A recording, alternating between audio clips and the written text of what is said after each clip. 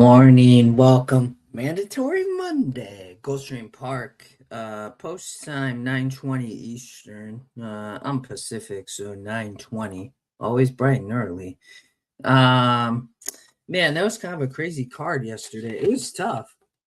The early pick five paid gigantic. I don't know, I don't know. It's a weird card. It's gonna happen. The pick six, I think, looks good. It's definitely a play for a mandatory. Any mandatory, in my opinion, is a lot of time a play because it's free money that's sitting there. But um, we will get to that in a moment. But let's talk early. Um, I don't know. In the early sequence, I thought this was the toughest race, so I'd probably be spread here in a horizontal. I do think you can. I think the start of the pick six and the end of the pick five for me are narrow legs. So I think the early pick five I would play very slim.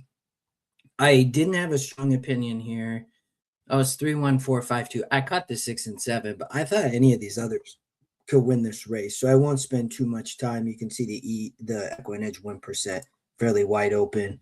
And I know I don't really trust the three. The three can win though. It has speed on the lead. We'll watch the racing real quick, and then I'll put out a quick grid afterwards. I'll put that on X if you want to see that. So we've been doing that each day this week. We'll keep doing it, but I mean the source has speed, but the rail's out, so always keep that in mind. It's always going to favor kind of speed in those situations. It's a small group, only 7 horses though, but I just don't know if this horse can really wire this field. I worry a little bit. It just might be a little bit cheap. There's some weird maiden races. The crazy part about this race, right, which we don't see this very often, Starlight Luna's 0 for 22 and wins the race easily. I mean, easily. Wins what by nearly 2 lengths. So it's why this race I thought really was wide open. So we won't spend any more time talking about the first one. Let's keep rolling. Again, there are a bunch of maidens early. I do think Caroline, I don't know how you pronounce it, but for Safi is probably going to be tough here. 3 to 5 on the morning line. That 2 and 7 scratches really didn't impact much in my opinion. I was 6'5'4". I did put the 6 on top. I do think the 5 and 4 might have a shot. It's a tough read it's a good main special. We'll look at another one, which is completely different, which is kind of crazy, right? So Philly 2-year-olds, it's a 50 SOR. It's about what we would normally have at Equine Edge for a main special at some of the bigger tracks, always hovering around high 40s or low 50s, but 6 wins, no caller ID for Carlos David is right there. And then Dama du Sucre, that's a tough one. Barbosa Perez, and then you have the Safi runner who's, oh shoot, hold on. Let me get rid of that, make it easier for us to see. His horse working well. It's been over at Palm Meadows. Has good works all the way back here. I like anything under 12 seconds of furlong, so you're sitting in the 35s. I like times in the bottom third. We see that in Europe every single time. So the 6 could be tough, honestly, but at 6'5'4", I think in race 3, it's a non-winners of 2 lifetime.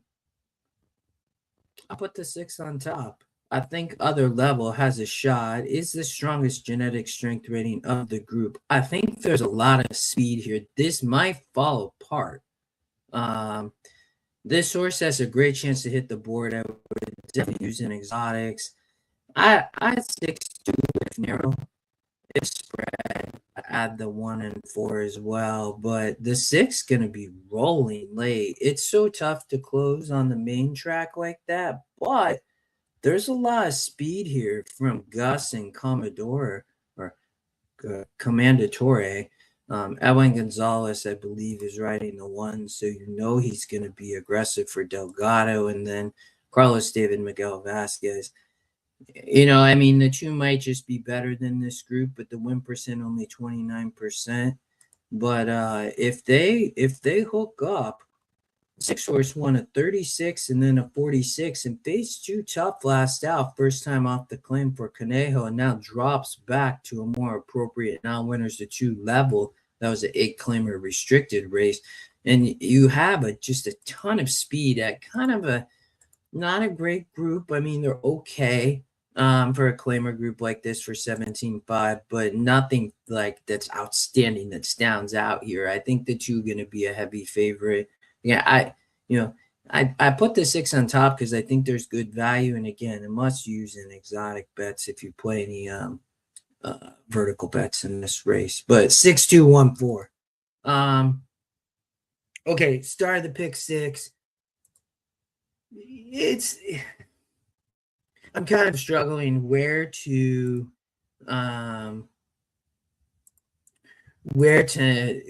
how I'm going to play this. So take that for what it's worth if you're watching. This will match up with the grid. I try to keep this at like a manageable level, $100. It was a little bit tough because I couldn't find a single, but we'll talk through it. And I'm not really sure what I'm going to do. I definitely am going to try to beat the 8 in the last leg. I have 2 vulnerable favorites in the sequence, so we'll talk about them. Maybe the 5 I put on top here, but I like just the 5 and 1. It's kind of chalky. I tried to figure out, could I just like one of them, but I ended up not really being able to. Maybe the 1 up front on the lead. I do think the 1 has a great shot. It's the top GSR, but if they like hook up and fly, the 5 is the one that sits the trip in my opinion. Maryland's Maiden, and I don't know, it is a long shot, but it's a small field.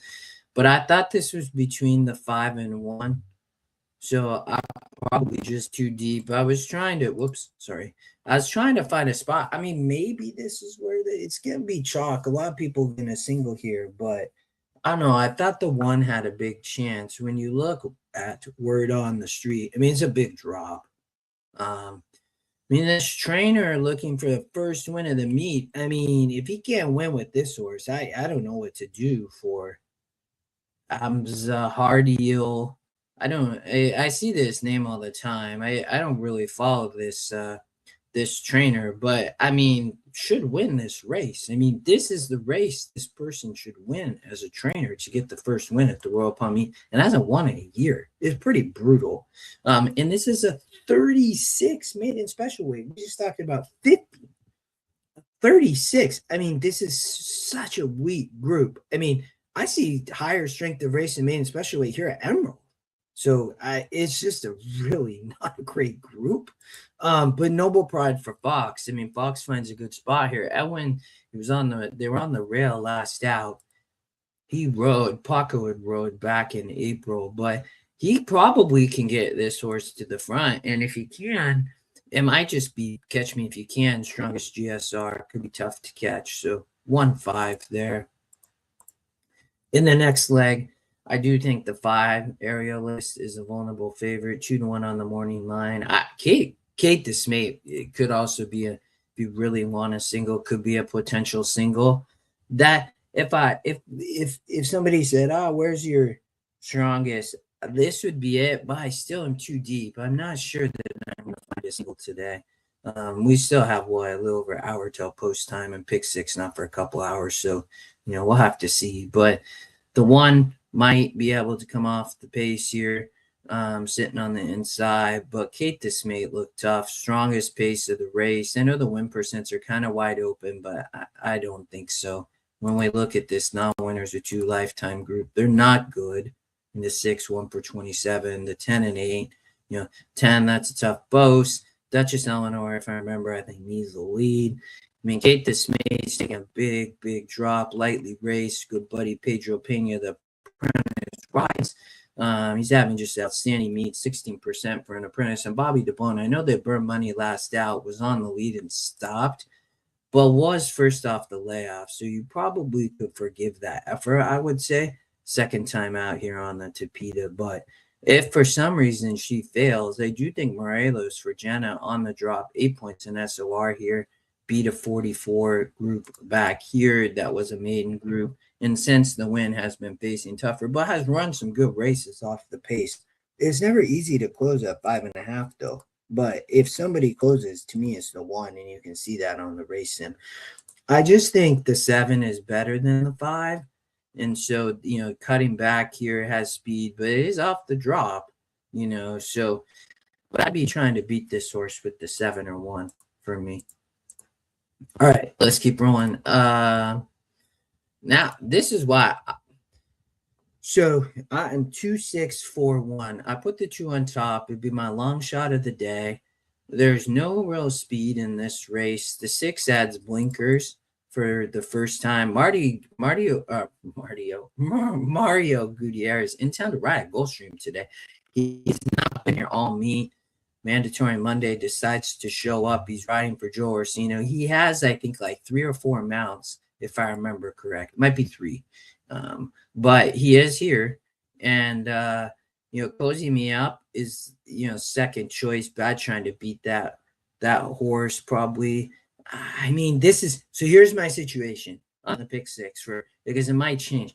I might only go 2 deep here and then spread in race 8. So that's my decision. Do I go 4 deep here, or do I go 5 deep in race 8, or 4 deep here, or do I go 2 deep here? Because I like 2-6 best. 1 price, and I like it as my long shot of the day. So if I change it, it would look like this.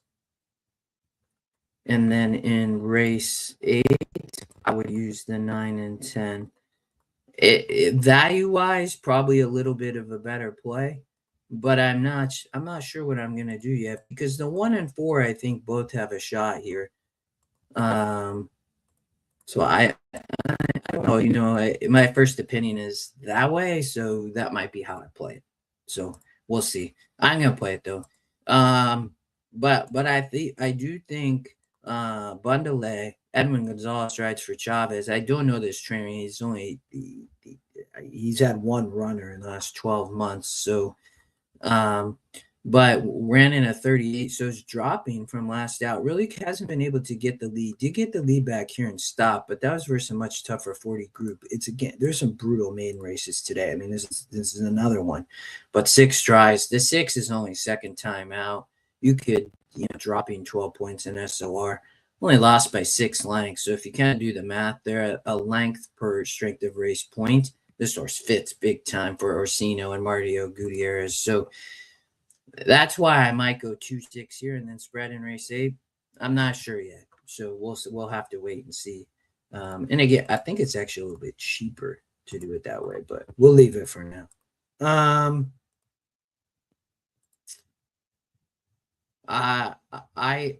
The tough turf sprints in race 7 and race 9, I thought. I won't spend too much time here because I just don't have that strong of an opinion. I do think the 3 has a big shot. I was 3-1-4 if narrow, add the 2 and 6 if spreading, but they're all just short prices. But it's a tough one. Again, another maiden claimer. GSR doesn't tell us a lot. They're all kind of lightly raced other than the 4. Probably not even going to be the favorite. I would guess the 3 goes off as the favorite or 1. But 3-1-4 if narrow, 2-6 if spreading. And then so I thought this was kind of a tough allowance race, but there's a lot of speed. And the 8 might just, the 8 and 7, Pedro Pena riding the 7, Edwin Gonzalez riding the 8. So they're going to show a lot of speed, the 2 of them. So maybe it sets up for somebody off the pace. I did put the 2 on top. I think this horse sits a good trip.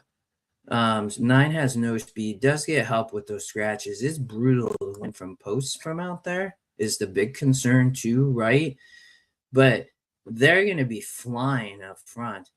I think the 2 could get dream trip off the pace. If they go and hook up and go really, really fast, which they could, and I'll got some strong GSRs, the 2 is the closer I want down on the inside versus kind of the 9 and 10. So that's kind of my situation, because do I use the 9 and 10 here and then just kind of cut back over here, right, on the race 6 we talked about? So go narrow race 6 and add in race 8. I'm not sure yet. We'll have to figure it out. But I do think the 2 could come off the pace has a shot.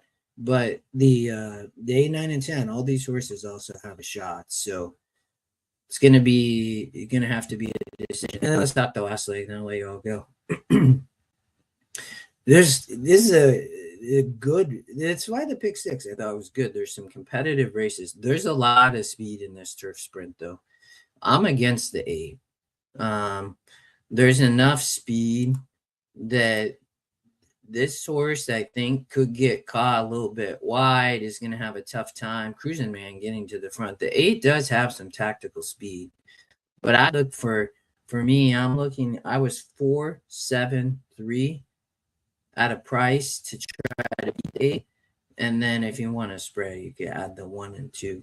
But I always tell people, when you don't like a horse that wins the race sim or a favorite or whatever it is on the race sim, if you just cut it, then what do you get? And you get 4, 7, 3 all right here. So I think one of these horses can beat the 8 horse, Giant Teddy. And this horse fits, but let's look at this race real quick. Has speed. It was on the lead here. I mean, took over at the second call, took over here. It has not really shown a lot of ability to rate and stock. Did maybe 4 back versus 60, and that was going 5. Has been popular in the claim. Abreu and Reyes ride just fine. But I think with the speed of the 5 with Ocasio, and then the speed of with the Apprentice, Pedro Pena on the 2, I'm just looking for one of the closers. And you look at Sabian, close last out on the Tapeta, and you look at all these efforts on the turf were